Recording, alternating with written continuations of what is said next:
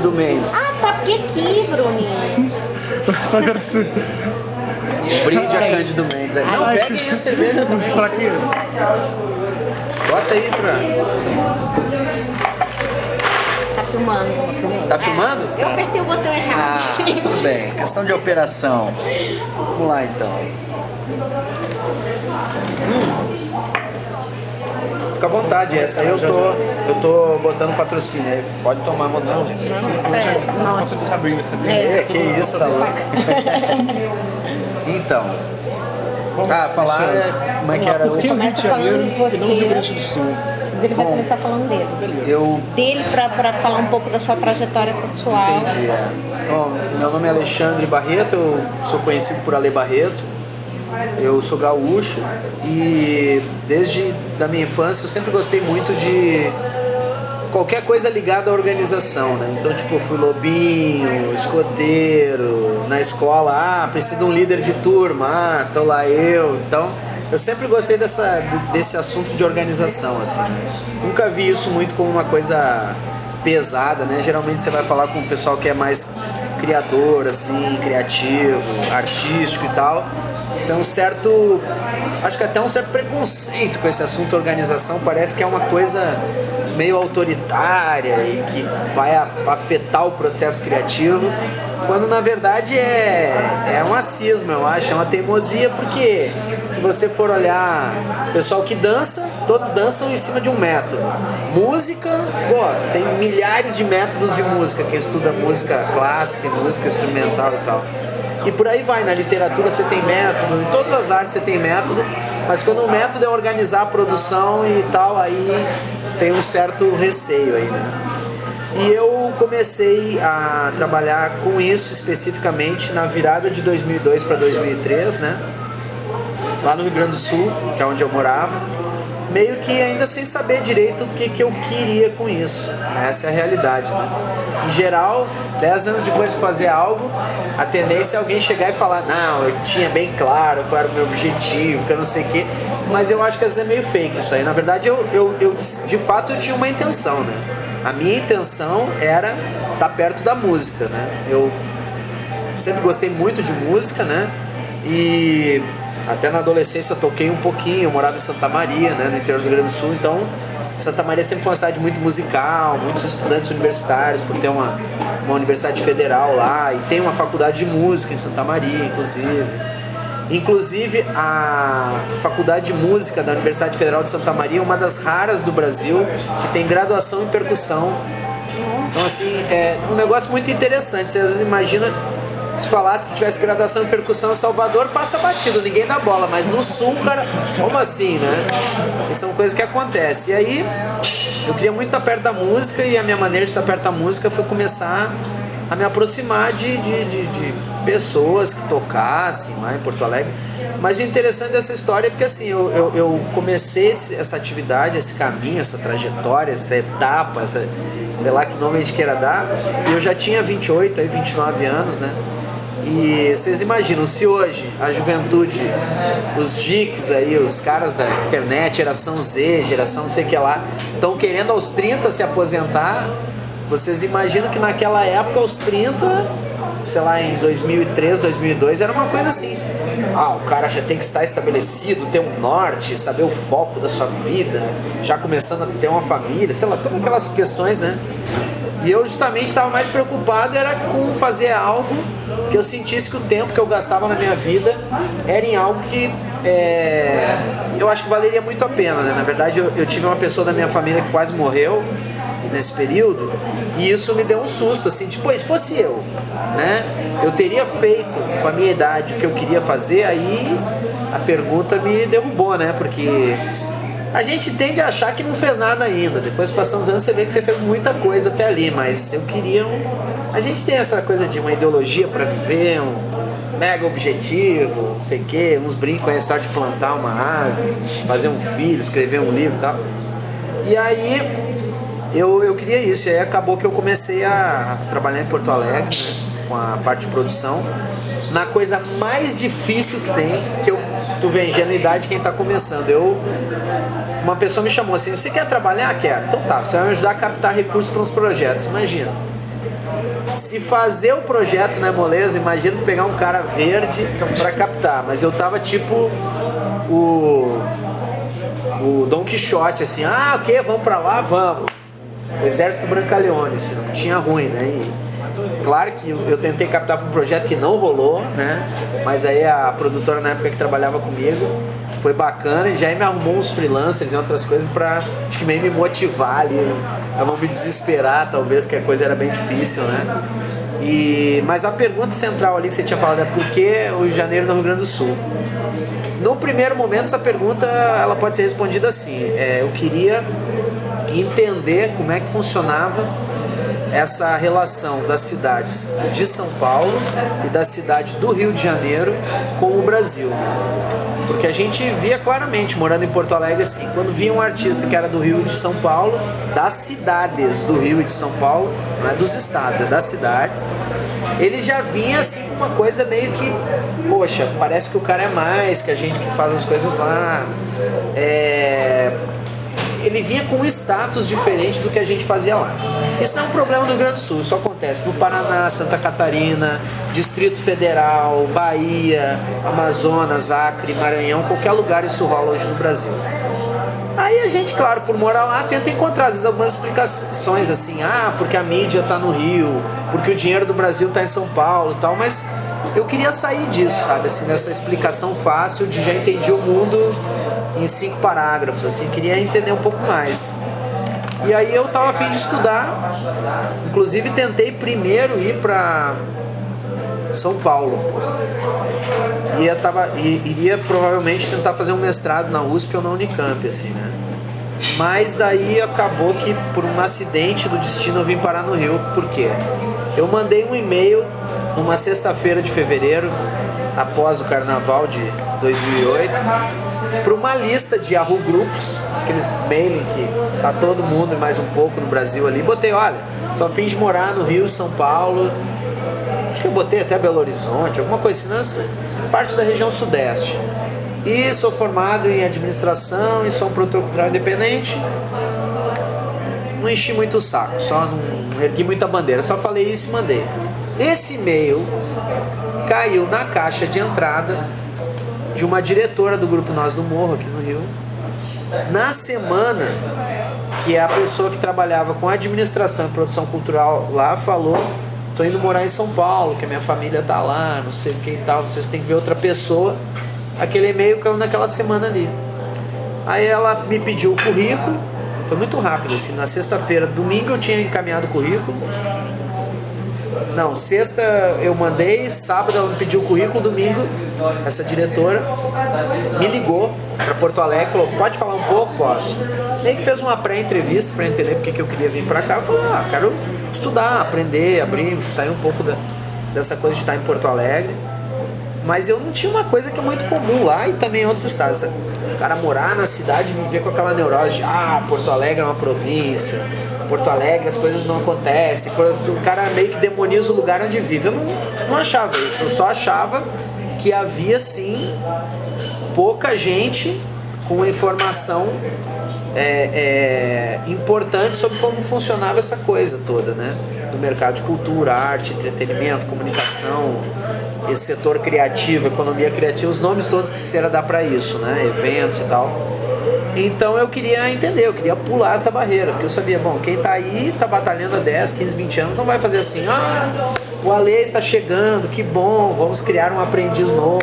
Não é assim, o mercado ele é mais agressivo nesse sentido, né? As pessoas têm medo, têm receios e tal, então foi isso. E aí ela perguntou se eu poderia vir para cá para fazer uma entrevista, ficar uma semana no Vidigal, e ela não tinha certeza se eu ia ser contratado, não podia me dar certeza, e não podia pagar minha passagem. Pô, olha que rolo. Eu tava em Porto Alegre num período que eu tava muito duro de grana, pra fazer uma entrevista no Rio. Ainda pensei comigo, deve ter uns 9 ou 10 carioca na minha frente lá, porque moram lá, né, indicado e tal. Aí eu falei assim pra ela: olha, se você arrumar onde eu dormir essa uma semana e bancar minha comida dessa uma semana, eu invisto na passagem. Ela falou: beleza. Bom, isso pra nós aqui é tranquilo, é fácil, né? Aí foi isso, aí eu vim, fiquei uma semana, Quando terminou a semana, eu falei, e aí, qual é ela? Ué, você tá empregado já, você já tá. Eu falei, não, peraí, tem que voltar pra Porto Alegre, desmontar o AP e vim pra cá. Mas é engraçado, quando eu vim fazer a entrevista, eu já senti que tinha alguma coisa boa, porque eu já comecei a encaixotar tudo quando eu vim fazer a entrevista, assim. Quem olhava dizia, cara, é maluco, não tem nada fechado, não tem contrato, não tem nada, mas eu comecei já a devolver objeto, coisa minha, de amigo que tava na minha casa, já comecei a fazer tudo, e aí quando rolou eu fui pra lá e... Então assim, a ideia de vir pra cá era isso, né? Acabou que, em função dessa forma de chegar na região sudeste, né? Eu praticamente fiquei todo 2008 dedicado, assim, em imersão ao Nós do Morro, assim, muito... Assim, coincidiu que foi um ano que eu cheguei, tava trocando essa outra gestora que saiu e eu chegando. O grupo estava se preparando para uma temporada em Londres, que estava em pré-produção já. Aí a gente ainda teve uma outra temporada disso em Porto Alegre, que na época eu acertei com o Sesc, lá a gente circulou em 4 cidades com o espetáculo Os Dois Cavaleiros de Verona. E ainda no meio dessas duas coisas tinha uma temporada do outro espetáculo do ano, aqui no Rio e em São Paulo, então o cultural foi bem porrada assim a chegada. Pois é, você falou que começou a trabalhar teve interesse em trabalhar na área de cultura em função da música.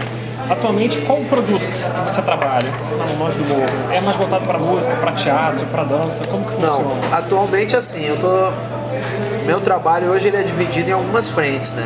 Digamos assim, né? Bem como você está falando aí. Uma dessas frentes hoje, uma delas é o Nós do Morro, aonde eu sou colega da Luciana Bezerra, que é uma diretora de cinema, roteirista, atriz, né, cria lá da casa, e que a Luciana também, já faz um ano e pouco aí que é gestora do grupo, a gente divide essa gestão administrativa de projetos, né? Em função disso, quando você está nessa função de gestão administrativa de projetos, você não é aquele produtor executivo que está bem ali na ponta, mas você é um guarda-chuva para uma série de atividades que estão acontecendo na instituição, no centro cultural onde você trabalha. Outra frente minha, que eu nunca parei, né, é a parte de produção de conteúdo, reflexão, criação de conceito, compartilhamento do que já existe, informação relacionada à produção cultural independente, e que eu chamaria isso como a coisa mais lato sensu que a gente pode ter hoje assim no Brasil, né? Eu não entro em algumas disputas que existem e não estou diminuindo elas, é só uma constatação. Não entro na disputa de o que é ou não é produção cultural, o que é ou não é gestão cultural, tem ou não tem que ter uma lei para isso. Eu não tenho entrado muito nessas questões, porque eu acho que assim, que a gente tem uma desigualdade muito grande de informação no Brasil como um todo, em relação à produção, gestão e tudo ligado a cultural aí, que eu acho que a gente precisa de um trabalho mais de base. Por isso que eu tenho me preocupado mais com essa questão do conceito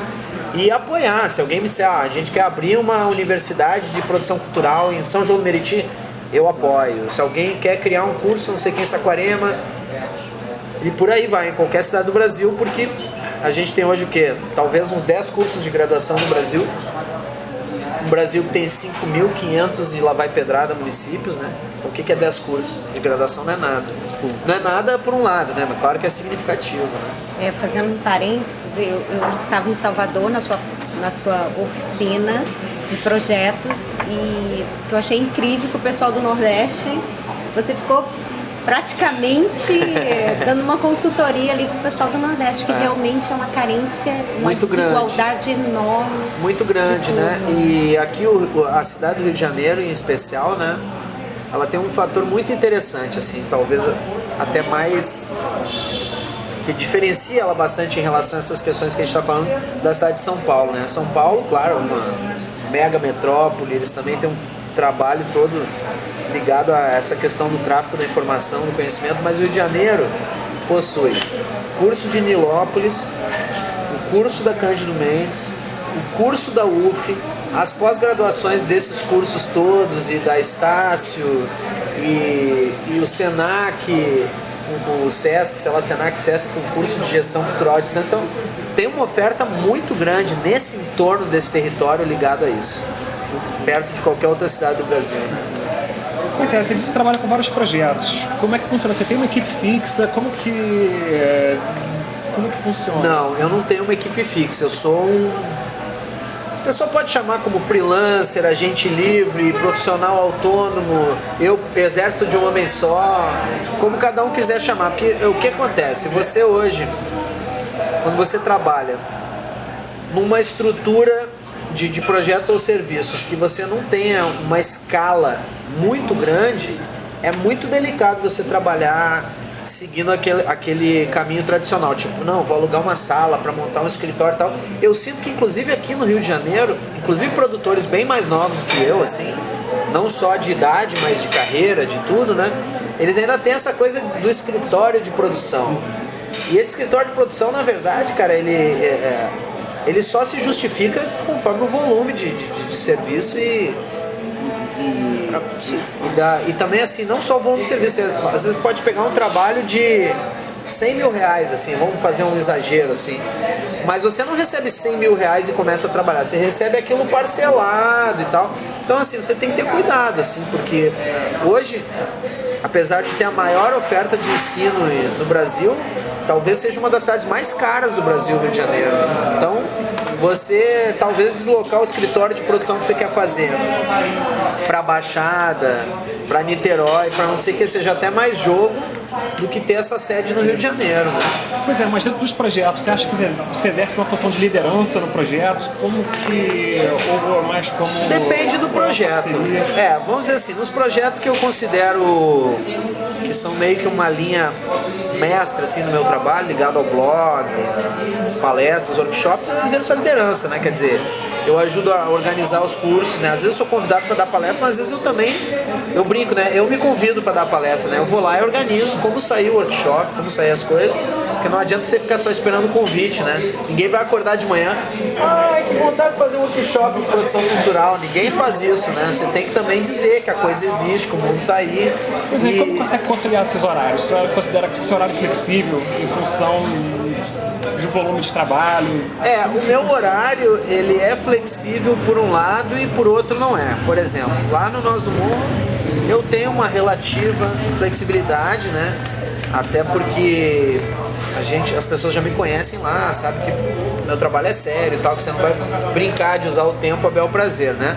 Agora, eu digo que é relativo porque assim, também quando você exerce uma função de gestão, você não pode vou ficar 3 meses fora, daqui a pouco eu apareço, né? Você tem que toda semana estar seguindo uma determinada carga horária, porque você tem reuniões de diretoria, você tem esse tipo de coisa.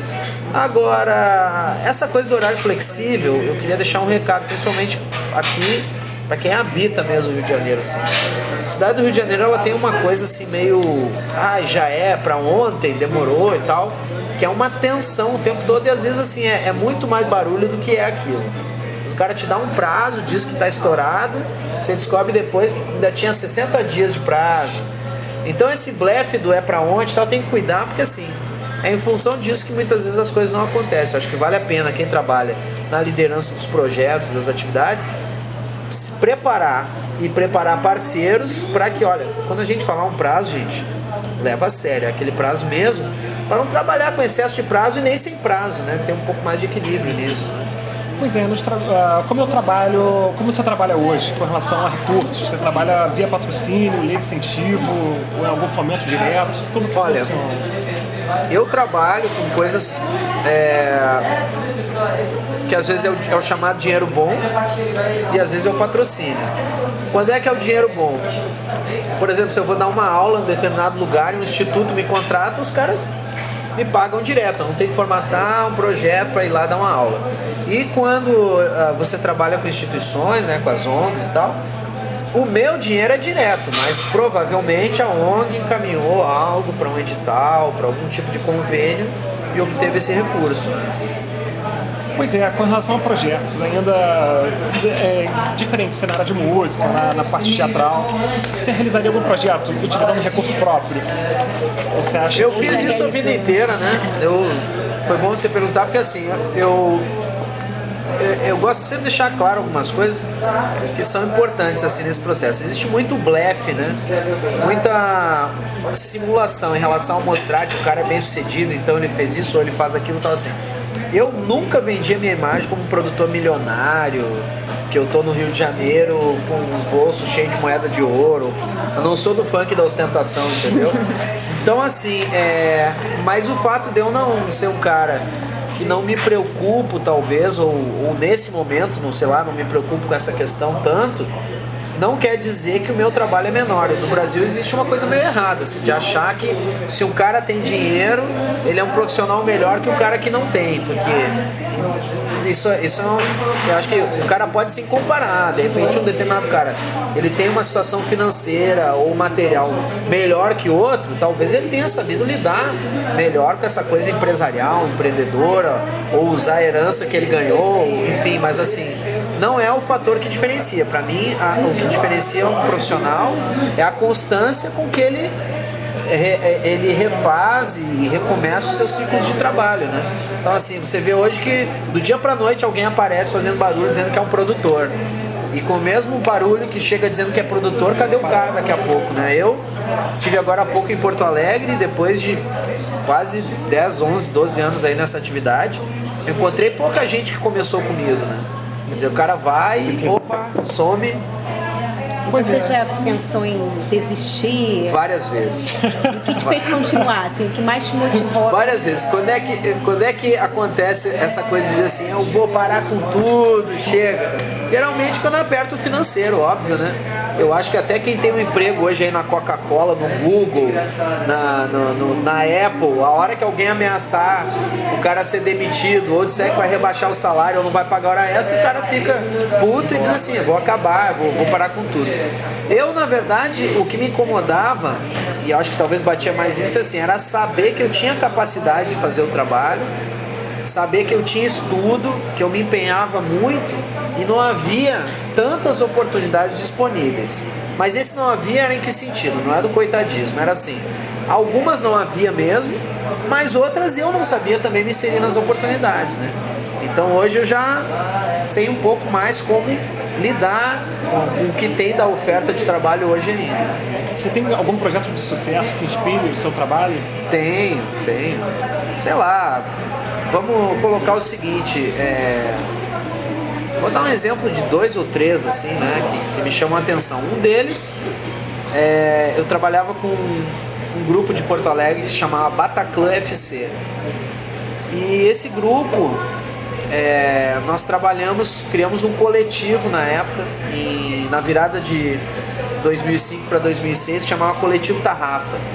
Tarrafa é uma rede, né, de pesca, então o Coletivo Tarrafa era isso. Então eu não era assim o empresário e o produtor da banda.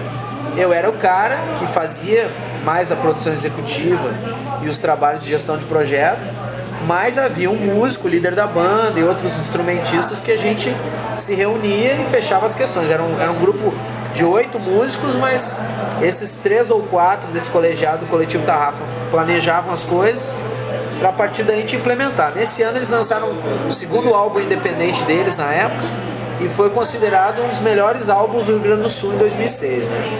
Depois também, em 2007, eu trabalhei como empresário da Pata de Elefante, que é esse trio de rock lá do Sul, e é um grupo também que a gente nunca lidou com lei de incentivo, com patrocínio, com nada, foi todo mundo apostando mesmo com recurso próprio. E a Pata de Elefante, pouco tempo depois desse álbum que eu trabalhei com eles, não só por minha causa, eu estava também nesse momento, né? Tinha um trabalho muito forte de um músico e produtor dessa banda, que é o Gustavo Teles. A gente, em conjunto, conseguiu fazer um álbum excelente. A banda, em 2009, recebeu um prêmio de melhor banda de rock instrumental do Brasil na MTV. E outra questão que me remete muito assim é o próprio trabalho que eu venho fazendo formativo no blog, né? Que assim, o meu blog hoje ele está dentro de um observatório, uma blogosfera cultural da Universidade de Barcelona, um curso de gestão cultural de lá. E eu nunca fiz marketing nenhum com eles, do tipo, venham cá ver meu blog, eu sou o rei do Twitter no Brasil e tal. Os caras simplesmente um dia perguntaram, olha, a gente observa seu blog aqui da Europa e tal. Então são coisas assim que, né, vão te dando um certo norte do que você está fazendo, né? Pois é, como você costuma avaliar assim, o sucesso ou o fracasso de um projeto? Qual o termômetro? Pois é, muito boa a tua pergunta. Como avaliar o sucesso e o fracasso? Em geral, há uma tendência muito forte da gente avaliar sobre dois aspectos: fama e dinheiro. Isso é uma coisa, e não vai mudar, isso aí tão cedo não vai mudar. E isso vem de uma série de questões ligadas à forma, ao modo de produção capitalista, à forma como a gente trabalha. E eu também não sou aquele cara que olha alguém que tem fama e dinheiro e diz, é tudo, isso é furada, não é? Porque também às vezes a gente faz umas coisas feias, eu acho, até na área cultural, assim, de, o que tem sucesso não é cultural, isso é cultural cult. Isso eu acho uma besteira, uma babaquice. Pra mim, o cara, sei lá, é o problema que surgiu no Brasil na época quem era o cultural, que era contra a ditadura nos anos 70 e 80, e quem era o brega. Aí o brega não era cultural, aí o Nelson Ned não era nada, aí o Odário José era um bosta. Então assim, não é por aí, entendeu? Eu acho que tem que ter um equilíbrio. Agora, eu acho que o sucesso hoje seria interessante pensar assim: existem várias medidas para esse sucesso. Você pode ter uma medida que é a questão financeira, se você botou o objetivo como aquilo. Porque, por exemplo, você pode criar como produtor cultural um projeto que eu gostaria de revitalizar um espaço aqui em Laranjeiras que foi histórico na vida cultural do Rio de Janeiro. Aí você cria esse espaço. Talvez isso não gere dinheiro, você tenha que só arrumar recurso para revitalizar, isso gere só despesa, mas tem um ganho de sucesso de você ser percebido como uma pessoa na sociedade que é capaz de prestar atenção em coisas que a maioria não está prestando, né? E com qualidade, com cuidado, né? Você pode pensar às vezes também o sucesso como uma questão de qualidade de vida. Por exemplo, se você pesquisar a carreira do produtor cultural, quando ela é vista no âmbito do produtor de eventos, do produtor executivo do projeto, que é um subgrupo do grupo produção cultural, né? Um subconjunto do conjunto da produção cultural, é fazer a produção executiva, é fazer acontecer, é uma das 10 carreiras mais estressantes do mundo. Um site chamado Careers.com, um negócio assim nos Estados Unidos, colocou o produtor de eventos como do lado de policial, bombeiro. É uma produção muito estressante. Então você não pode achar que a carreira do produtor cultural é só esse apaga-incêndio. Esse é um dos aspectos, né? Mas aí como lidar com a crítica? Como lidar com a crítica? Independente de positiva ou negativa. Eu acho que, em primeiro lugar, lidar com a crítica é a melhor coisa que tem para que a gente possa crescer como profissional, né? Eu só avancei e avanço no meu ritmo tartaruga, claro, né? Como uma pessoa que está disposta a ouvir crítica. Então, para mim, um cara pode criticar o meu trabalho no primeiro semestre da faculdade dele, ele com 18 anos, ou ele pode ser um produtor cultural que tem 120 anos e chegar e achar que eu fiz algo errado ou equivocado e me criticar, não tenho problema.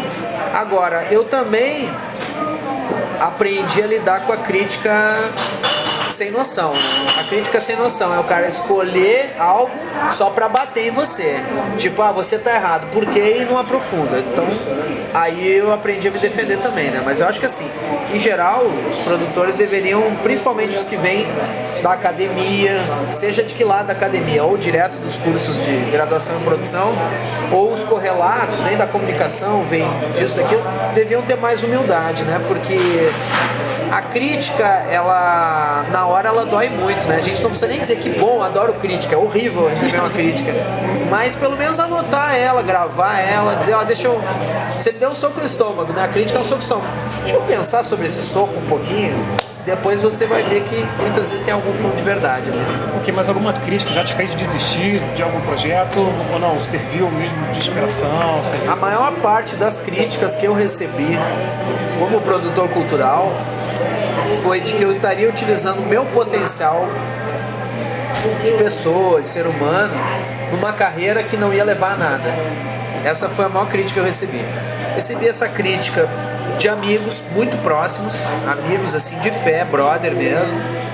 Recebi essa crítica de forma diluída de pessoas da família, não todos, nem todo mundo, né? Então a gente não cita nomes para não arrumar problema com a família. Mas assim, na medida que você começa a realizar e a tua teimosia de seguir aquilo, ela persiste, o cara que criticou lá atrás, ele começa a balançar na crítica. Então, tipo, lá no início era assim, cultura não dá dinheiro,